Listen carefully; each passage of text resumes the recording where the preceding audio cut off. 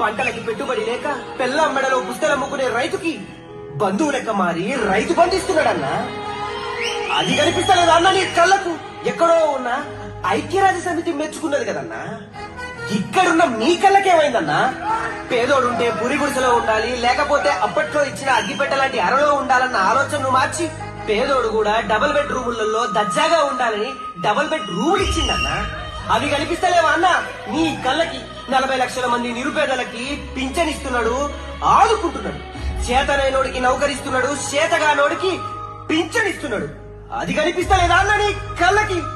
ఒకప్పుడు హుసేన్ సాగర్ అంటే ముక్కు మూసుకునేటోళ్ళు, ఇప్పుడు హుసేన్ సాగర్ చుట్టూ జరిగిన అభివృద్ధి చూసి ముక్కు మీద ఏరేసుకుంటున్నారు. అది కనిపిస్తలేదా అన్న నీ కళ్ళకి?